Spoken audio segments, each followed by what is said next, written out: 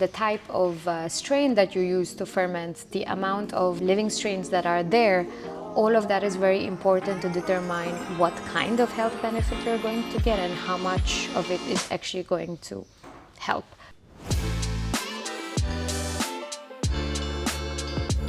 Hey everyone, and welcome back to our channel. Today we are talking with Amru. Hello. Our go-to expert when it comes to first production, and she has also, not such a secret weapon, a black belt in fermentation. So today I'm super excited to learn about it because this category has been growing crazy, and the next 10 years it's going to reach $1 trillion market size. So let's get into it. So Amru, if you had to pitch what fermentation is to founders who've never heard of kefir, kombucha or kimchi, what would you say in 30 seconds? Okay. I would say that fermentation is nature's way of upgrading food. So imagine you take something very basic like tea, and then you find a way to make it more nutritious. You find a way to develop very exciting flavor profiles that probably you wouldn't get just out of brewing tea. And you figured out a way to preserve the food. It's almost like self-preservation. And I think, yeah, it's a great all-in-one package. That's how I would call fermentation. So it's good for you and good for the business. Exactly, yeah. A lot of founders, they also are aware of this trend, and they mention buzzwords like gut health and living product and postbiotic. How do you recognize those that actually know what they are talking about? All right. No, so you're right. There's so many products right now in the market. A lot of them scream on the packaging, hey, we're alive. This is great for your gut health. But I think those are very loose terms because fermentation is a very complex process. And first of all, just because you consume something that's been fermented once, it's not going to make you the most healthiest person.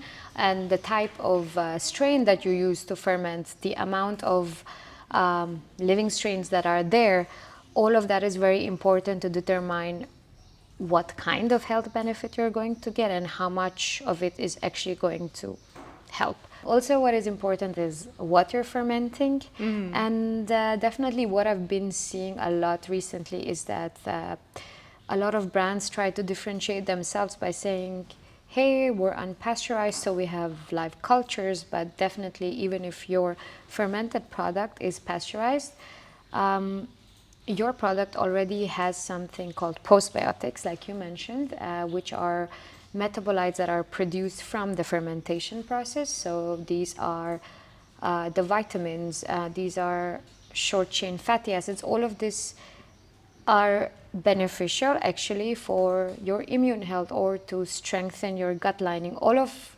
which your probiotics would do when it would ferment something. So in a way you make the job easier for your body. Yeah, there's a lot of hype, there's a lot of conversations going around, different views, but yeah, like I said, it's quite a complex and intriguing field. Exciting. And when a founder comes at the start of the project, look, this is my crazy innovative concepts and my kitchen recipe, what are the first steps to set up a larger production or first production for this founder? I think the very first thing I would do is check what they've done. So to see, okay, what is it that they want to create?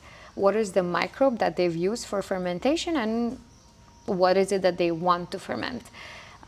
It's the combination that's very important, especially in the EU, as we know that there are strict regulations of what can be commercialized, and if there are any new products out in the market, one needs to make sure that they don't fall under the novel foods category, or if it does, then you would have to do all the work to make sure that it's approved by the EFSA. To give you an example, maybe you use SCOBY to ferment tea to make your kombucha. It's a practice that's been followed for thousands of years. So many products out in the market, great products, but let's say you have a innovative idea to maybe ferment matcha or mate with the same SCOBY, the same strain. Let's say this combination has not been used before, then the EU requires you to provide them with all of the evidence to make sure that there are no undesirable metabolites that are produced in the fermentation process. So if that's the case, then it falls under the novel foods umbrella already. So what can be thought of as a simple twist to make an innovative product can actually become a very complex process to bring your product to the market. So a robust, I would say, background research and homework is very important. Exactly.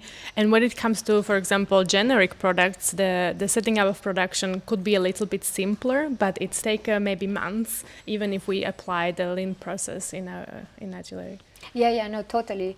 And I think, as you said, lean innovation, we try to do things in a very pragmatic way. And so the idea is to really learn from your productions, learn from every batch. I mean, for example, let's say you have a very simple beverage, like let's leave fermentation out of the equation for now. You're mixing a few flavors to come up with a soda. You would think that you have a robust kitchen or a lab recipe, which is true, because you have everything to make the product taste good, safe, but scaling up is another other different game. What a lot of founders don't realize is that inevitably there are going to be changes. It's just because mixing in a small beaker is not the same as mixing in a huge tank. The type of water that you use in your lab is not the same as the type of water at your co-manufacturer's facility. Flavors also interact with each other in a very different way, or colorings, the amount that you use, they don't really increase in a linear fashion.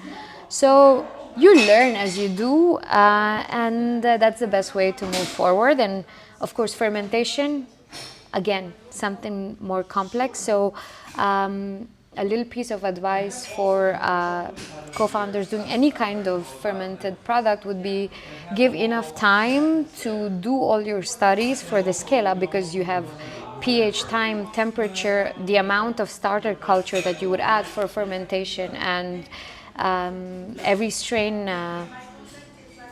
has her own character, you know, she can behave however she wants. So you need to really learn the behavior of your starter culture in the setup that you've created, also to make sure that your costs are low. So these are also the things that we have done at Agilery for our clients, to make sure that, you know, we have a very thorough method of scaling up, because again, fermentation, you need to think about food safety as well.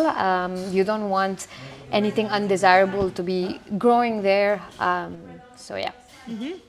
Super answer.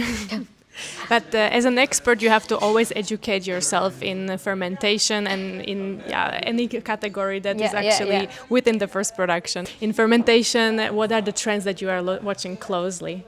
I think something that's been very exciting in the recent past is chocolate and coffee alternatives, and especially given that the prices of cocoa and coffee are skyrocketing. It's great that there's been a lot of momentum in this area. What is very intriguing to me is that you can take a very, very simple starting material, something like wheat, for example, and you ferment it and you get the sensory profile, the aromas, something similar to chocolate. And that was a wow moment for me, and that kind of shows the power of fermentation to create what you want. And I've already tasted some of these alternatives and I think they're great, and I think they're going to keep getting better. So I can't wait to see how this will be in the next few years. Wow. And if you yourself could put a lab anywhere in the world and ferment anything that you like, where would it be and what would it be? So yes, I come from the south of India where, as you know, we eat a lot of rice, and there has been a common practice for hundreds and hundreds of years to actually keep the leftover rice soaked in water just outside, and then you take it the next day. It has undergone natural fermentation. You don't add any cultures, but it's just with whatever living microbes that are there. It has a sour taste to it, and what we've been told is that, hey, this is really very good for your body, but To the best of my knowledge, I don't know if there's been more research conducted on something like this. And for me, I would be very curious to see, hey, what is the nutritional profile of this? What kind of microorganisms are growing? Or if this is really an amazing product, how can we commercialize this? So I think there's a lot of room to tap into more exotic products of every culture that way to see what we can make out of it. 100%. And if we talk about fermentation of 2050, is this something that, now it's a hype? Will it become mainstream, or would it slightly fizzle away over time? So I think definitely the hype of drinking a fermented drink will not be a hype anymore. So people won't be like, hey, I have this kombucha that I've been drinking for the past 2 months, and I think that could become part of everyday life. I think the concept of fermentation will not die down. I think it's here to stay, and that way it will be more mainstream, part of everyday life. I think what could become a new hype would definitely be precision fermentation, tailored for personalized nutrition, right? Because your gut microbiome is very different than mine. So let's say we eat the same fermented food, or if we take the same probiotics, we're not going to have a similar response, because that's how complex it is. And I think there is a lot of research that's been done on this field right now. Of course, everything is very expensive at this stage. To provide these solutions to humans, we're very complex, so I think everything is a bit difficult, but I think it's definitely a space to watch out and see how it will be in the future. 2050 is just enough the time to make this happen, I would say as a mainstream. So. Let's see. Yeah. Thanks so much. Thank you. It was a pleasure.